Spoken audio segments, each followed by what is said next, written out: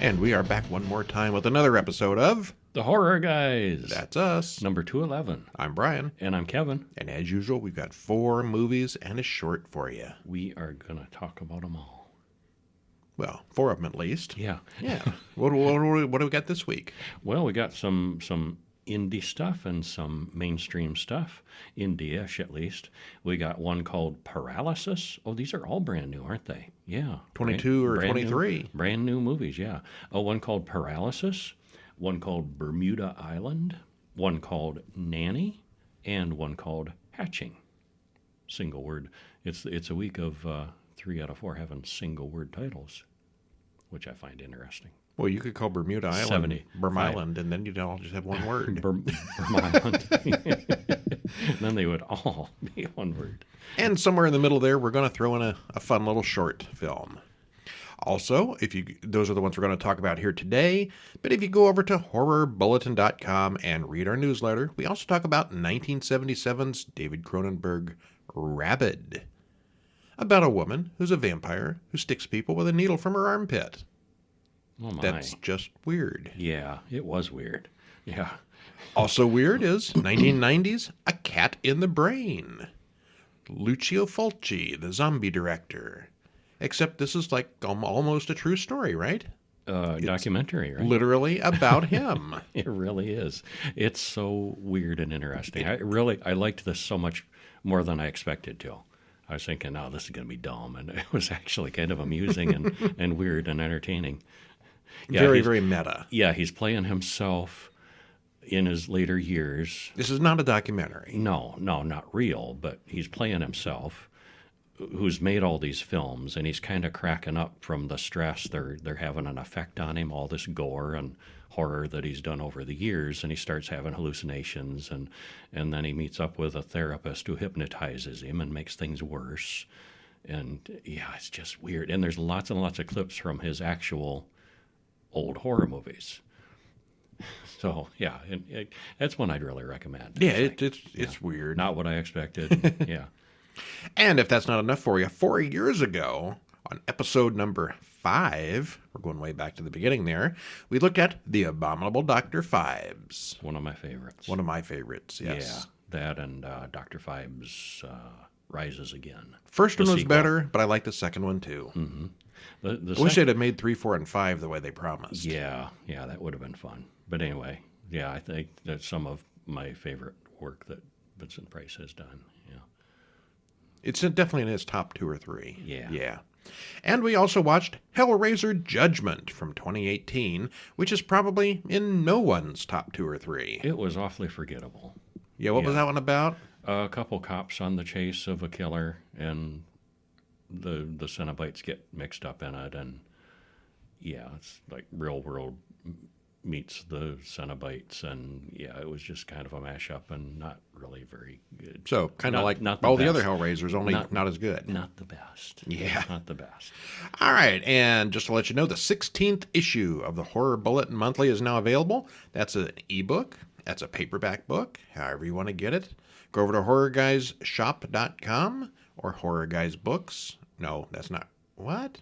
I'm just making them up now. Just horrorguysshop.com or horrorguys.com/books, and you can pick it up from there. Okay. Yeah. Not those made-up sites that I just spit out randomly, it sounds like. Yeah. All right, first up we have Paralysis, an indie movie that came out in very late 2022, written and directed by Levi Austin Morris, stars Allison Lobel, Levi Austin Morris, Lisa Gay Tomlinson, hour and 48 minutes. And if you haven't seen this one already, there is a trailer in the show notes, and we're not going to spoil it too badly. But spoiler-free, what happens, basically? Well, this is a fever dream of memory and hallucination. Or is it more than that? The cast and cinematography are really great, and the script is good. Does go on a little bit too long, but the ending wraps it up nicely. Okay, there we go. Mm-hmm. Yeah. All right, so again, I'm not going to spoil the ending because most people probably haven't seen this one yet, but I'll go on for a little bit. But they should. Haley works in her garden as Nikki watches out the window. He's acting strangely, so she goes inside to check on him. Later, she finds him dead on the basement floor. Nope. Wait, that was just a dream. Uh-huh. Don't you hate it when that happens in horror movies? Uh-huh. That happens a lot. Something terrible happens and, nope, just a dream. And it keeps happening in this movie a lot. Well, yeah, it's kind of a dreamy, sleepy movie. It is, yeah. Except Haley can't really wake up since she has sleep paralysis. As she lays there, unable to move, something nasty opens the door. And that's where the title comes from. Sleep paralysis. You know who she kept reminding me of? Fiona Shaw, the actress that played Andor's mother, Andor's adopted mother in the Andor miniseries. That old woman? I'm sure she'd be really complimented. I know the age. The age isn't right. I know, but that's who she kept reminding me of, a younger version of her. Okay. Yeah. No, I hadn't made that connection. And I'm assuming that should be a compliment because they're both talented actors. But anyway, watching this, I know she isn't that old. Yeah, she's much younger than Fiona Shaw is. But that's who she kept reminding me of. Anyway, okay. Carry on.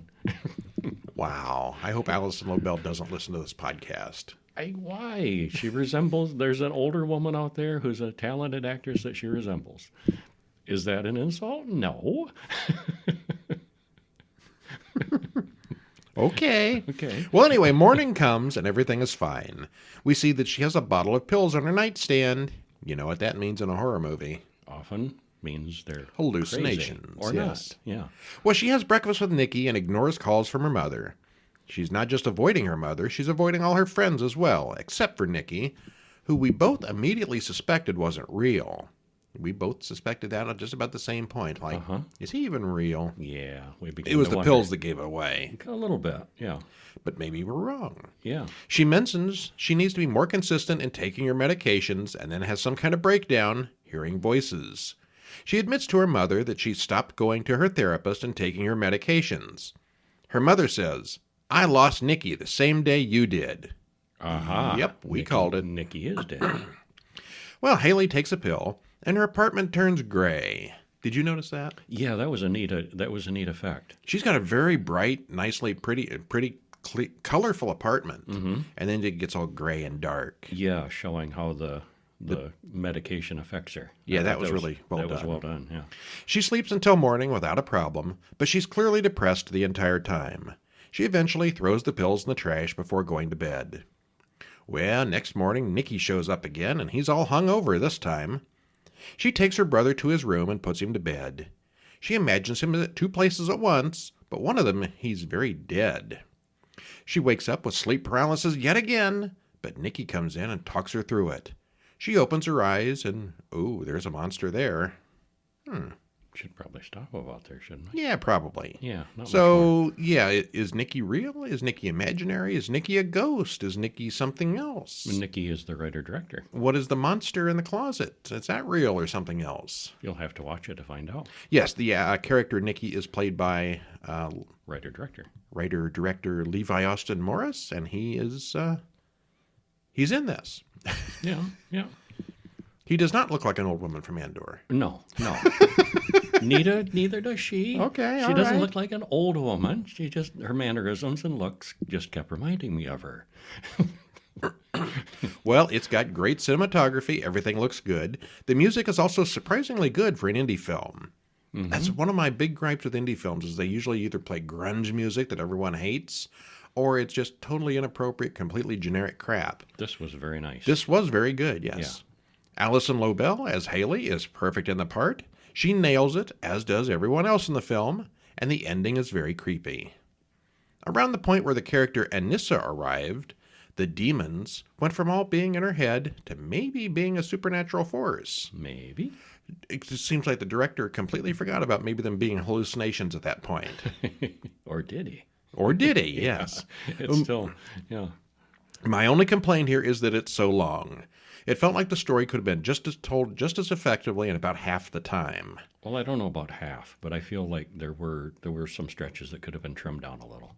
There's basically two halves to the film. One where it's all mental, and one where it could be supernatural, and I feel like both of those could have been cut in half, shorten them quite a bit. Yeah, I don't know about half, but yeah, I agree. Yeah, it's a bit, yeah.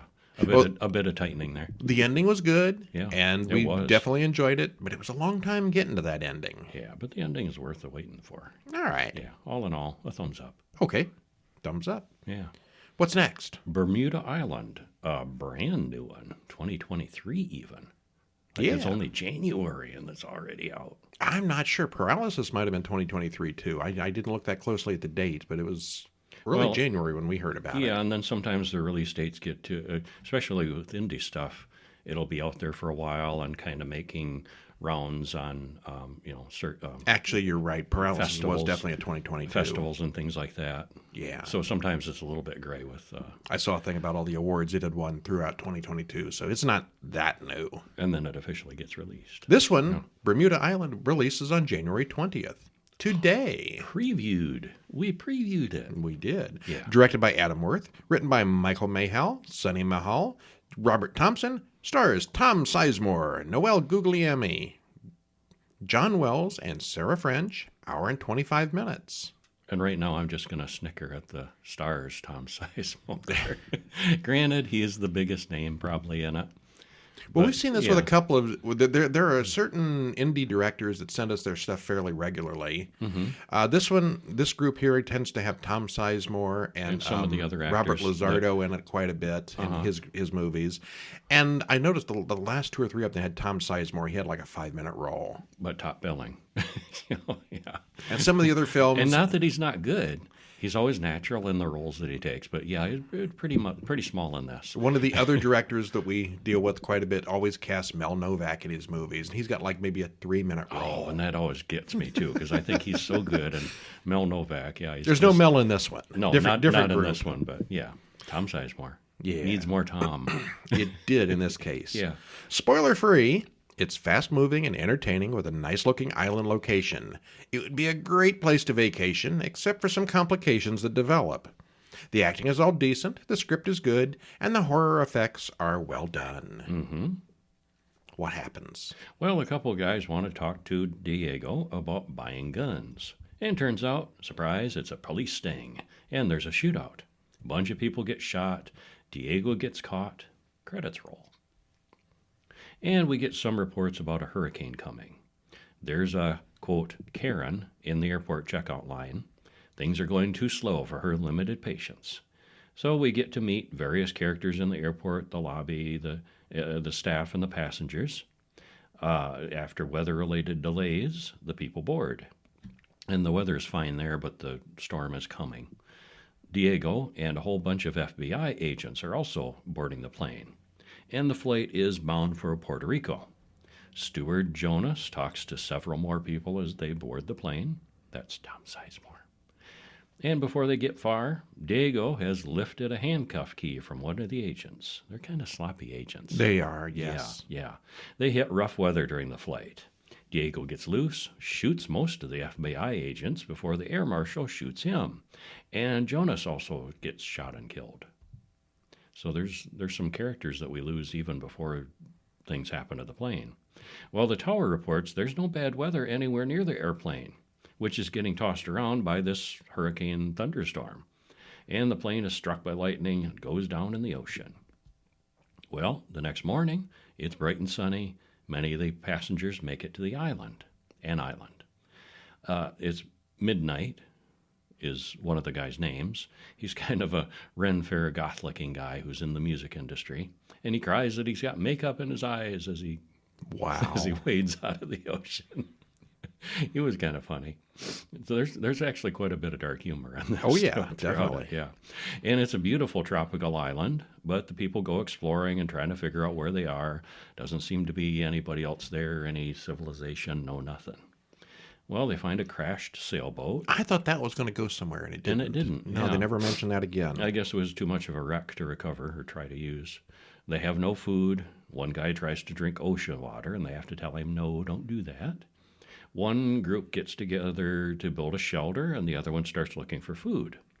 And these people are really not survivalists, and most of them are pretty inept. Well, midnight, goes wandering through the woods. And he hears something growling. He finds something. And that's probably where we should stop. That's where we should stop. And yeah, things get worse for these survivors on the island. Yeah, the last movie we watched from these guys was Night of the Tommyknockers, just last month. Uh-huh. And Kind of a Tom West- Sizemore a was in Western. that one. He had a bigger role, though. A little bit, yeah. He lasted longer. He He lasted didn't longer. really. He was just the sheriff. He died pretty quick. No, he lasted longer than this one, though. Okay. He died pretty quick in this, it seemed like. Yeah, he didn't even make it to the island. Next time we watch one of these, we're going to have a Tom Sizemore countdown timer. Yes. Yeah. How far into the movie does he survive? Well, the island is very nice looking, and it seemed probably was really on set. It looked like they were really shooting in a jungle. I don't know.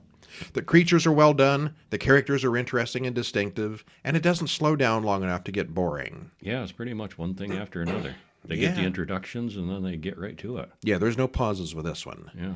That was one of my complaints with the Tommyknocker movie. There's too many people, too much talking. Yeah. This one didn't have that. This was a lot of action. Yeah, more so.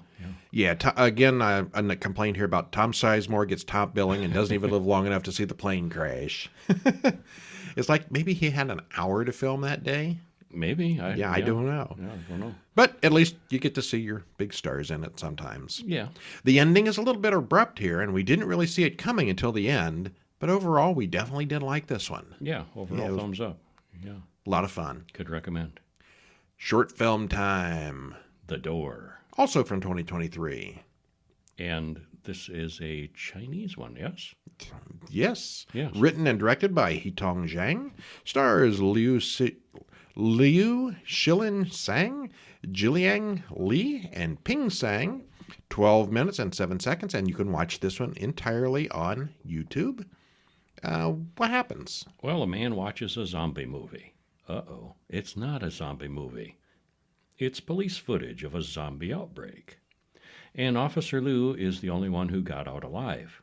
He tells a story about when he was called to a disturbance at an apartment complex and things went very wrong. Yeah, he's like in a police in an interrogation room, and one of the superiors and wants them to get down to the bottom of what really happened. Yeah, because a lot of officers were lost. And, Weirdness happened, yes. yeah, and apparently the outbreak is still going on, but, in the meantime, they're trying to figure out what happened. And this looks good enough to be a full-length film. It's told in an interesting way with flashbacks, so you don't know the whole story until the end.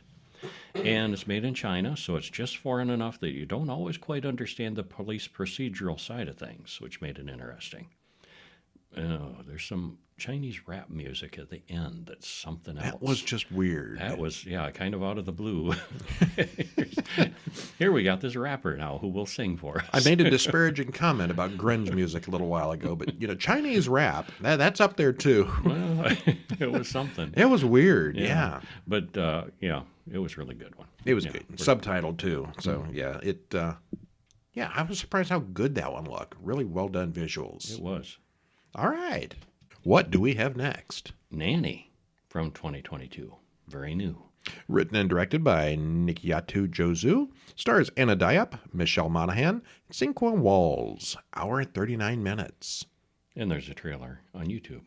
I believe this was on Shudder. I think it was.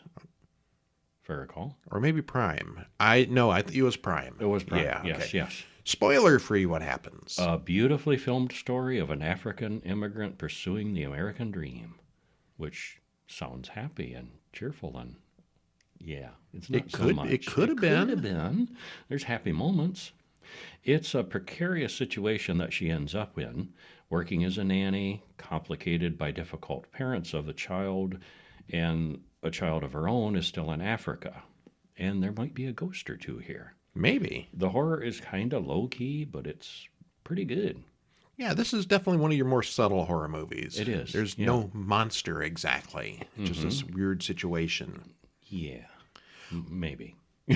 maybe. Didn't say there was no supernatural going on. I said there was no monsters. Right, yeah. Aisha's aunt warns her not to lose her new job. Jobs like this don't fall from the sky. Aisha is the new nanny for a family who lives in a high-rise. Amy is the mother, Adam is the father, and Rose is the little girl.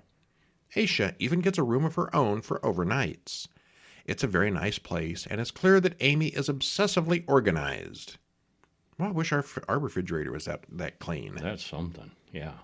Aisha later does FaceTime with her own son, Lamine, who lives with his aunt in Africa. Rose is nice, and she and Aisha get along really well. There's a party tonight as Adam returns home from somewhere, and we see that he's a bit of a jerk. Or maybe not. That night, she goes to bed and dreams that it's pouring rain in her room. It's a regular flood. She wakes up and realizes it was just a dream. She mentions that Lamine is coming to live with her soon. Aisha's friend Sally says maybe Aisha could go apologize to her ex-husband and ask him for money. Adam invites Aisha to go to dinner with him, and Aisha tells Adam that Amy hasn't been paying her as promised. The money seems to be a little short here. Mm-hmm. Although they're a very wealthy family, they could afford it. They seem to be, yeah. He promises to talk to Amy about that. Well, that night, Aisha talks to Malik, the building security guy, about Africa, and they seem to be friends. Malik's son Bishop tells Aisha that his dad has a crush on her. Aisha then talks to Kathleen, Malik's grandmother, a woman who says that she lived all over West Africa for many years. They talk about mermaids and magic. Malik takes her soul food and cheesecake. That sounds like an interesting combination. It looked really yummy. They hit it off and go back to his place for the night. Aisha meets Cynthia and Florence at the park. They're nannies too. Several times, Aisha starts daydreaming, seeing Lamine in various places. Aisha tells Adam again about not being get paid enough, and he does offer her an advance. All right, and we will stop there, but there's these visions of Lamine and all this weird water stuff. Yeah. And we had theories right away. We weren't entirely right. We weren't entirely wrong. It's interesting how it was done. Yeah. Yeah. Yeah, I thought very skillfully. And then you throw in kind of a African god that may be pulling the strings a little bit too. Maybe. Yeah. Well, this is why you shouldn't hire an immigrant nanny. Well, You never know what kind of crazy you're going to get. Do It these wasn't things all her ever fault. not end up in a horror film? but it wasn't all her fault, and she was good. It really she wasn't. liked the kid. Yes. Yeah. Yeah, you kind of figure early on that, either the mother's a psycho woman or the kid's going to be a demon spawn or the nanny's insane, and it's none of that. Not really any of No. those things, no. We kind of figured, well, okay, I don't want to read this next part because No, that's a don't. spoiler. No. Yeah. We had a theory that we were halfway right on, but Mm-hmm. not entirely. Yeah. The acting and cinematography are excellent. It's nice to look at the visuals here. It really looks good. There's not really that much of a plot, though. It's just a few sad weeks in Aisha's life. The ending was actually kind of abrupt. She found out what happened, and then she fixed it. Yeah. Uh-huh. Yeah, easy come, easy go. Well, yeah. All right, well, there's creepy imagery and situations here, but anything horrific is strictly, well, you'll find out. Yeah. Another one to recommend. Oh, I would. Yeah. If you like low-key psychological horror, yeah. It's more than a drama, but I'm not going to go full-fledged serious horror on this one. Low-key horror. Yeah, okay, very low-key. And our next one It's is just not- off the wall Not weird. low-key horror. High-key horror. I saw this on a top 10 list like 3 or 4 months ago, and I've never heard of it since. This is very under-the-radar movie. But it ended up being really good. Hatching from 2022. Written and directed by Hannah Bergholm. Stars Siri Solalina, Sophia Hekela, and Yanni Violin. And this is very... By those names, you may guess it's an international film. Was it was it Sweden or Norway? Oh, I can't remember. Denmark? Land of IKEA. Certainly looked like IKEA. Yeah, the furnishings and I kept reminding us, hey, it's like they live in an IKEA store.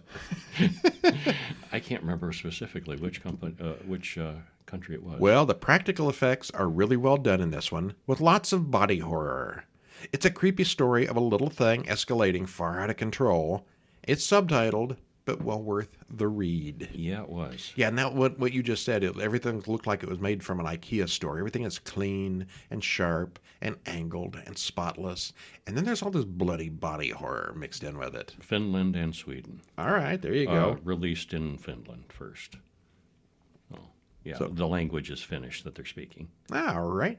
Well, can you tell us what basically starts out the movie? A little bit. Is it Tina? Is that how it's... Tina, Tina, yeah. Like Tina almost. Yeah. Tina and her family make a happy selfie greeting video. And suddenly, a bird flies in through the window and makes a mess. I mean, really, for just a little birdie, it really trashes the room. I don't know how a bird that size could knock down a chandelier, but Yeah. okay. Well, Tina catches it in a blanket, and her mother breaks its neck. Credits roll. Harsh. Yeah. You could have just let it outside. Yeah. Well, Rita and her family just moved in next door. She's got a nasty little dog that bites Tina. Tina is a gymnast, and her mother is a family blogger. And her videos look like something made by IKEA, like we mentioned. And her mother's really pushy about gymnastics. And I think there's a hint that mother is a failed gymnast. She wanted to be a big gymnast, and she's looking at her somewhere scar on her leg. She was injured at some point. Something happened that ruined her gymnastics for herself, and she's really pushing her kid to thrive at it. Well, Tina hears some screeching outside that night, and when she looks in the garbage, the dead bird is gone. She tracks it down in the foggy old woods, and seeing that it's still injured and really suffering, she smashes it repeatedly with a rock, but it dies hard. I wonder if it was even dead afterward. She smashed it to a pulp, but it didn't want to die. Well, and then she finds an egg in the nest right next to the dead bird and takes it home. Tina comes home and finds Mom kissing Taro, who is not their father. Uh-oh. Yeah. Mom is going away for a couple of days and tells Tina to keep quiet about her special friend. She notices the egg has grown larger. What? And the first time I noticed, like, is that egg larger? Is that bigger than it was? Like, yeah. And it gets really big. Yeah. Yeah. Well, Rita joins the gymnastics team. She's better than Tina, which displeases Mother. Mother confides that Tiro is the best thing that ever happened to her, and Tina is not too happy about that. Mother is not real subtle about Tiro. No. The egg is now as big as Tina. She cries on the egg, and the tears soak in. And then the egg hatches, and stuff happens. The big clawed hand reaches out, yes. Yeah. All right, let's not spoil that one any further. But... No. All right. It is kind of a strange relationship. I think the dad knows about Mom and at least Tiro, he figures it out partway through. but he's kind of resigned to, he can't stop her and can't change her mind. And Dad's kind of a wimp. Kind of. Yeah. You're- Well, the creature and the body horror effects are really good here. yes, they are. It's fairly predictable. It's actually kind of like a fairy tale story almost in its way. Even so, though, it's really well done. The effects and acting are all excellent, and we're never really quite sure what kind of a creature we're dealing with, even at the end. Yeah, if you get a chance to watch this one, it's called Hatching. It is really good. Yes. Also subtitled. Yeah, but worth the read. Yeah, very good. So we saw 4 pretty good winners this week, and a pretty darn good short. We did. Yeah. No, but we do the same thing next week. Okay.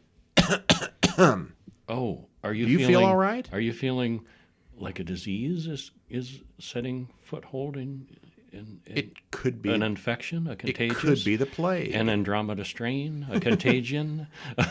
Next week, we have Plague Week. All the disease movies. Well, Not not all the disease movies. Not zombies. Right. Not zombie plagues, but other kinds. Yeah, diseases. The contagious kind. Yeah. See what kind of fun we can have with some plagues or two. Yeah. Or 4. Yep. And there's a surprising number of those kind of movies Oh, yeah, out there there. are. And Yeah. some of them are quite reminiscent of what we've already been through. Yeah, we'll talk about that more Yeah. next time. All right, well, Yeah. I'm Brian. And I'm Kevin. We'll see you next week. See ya.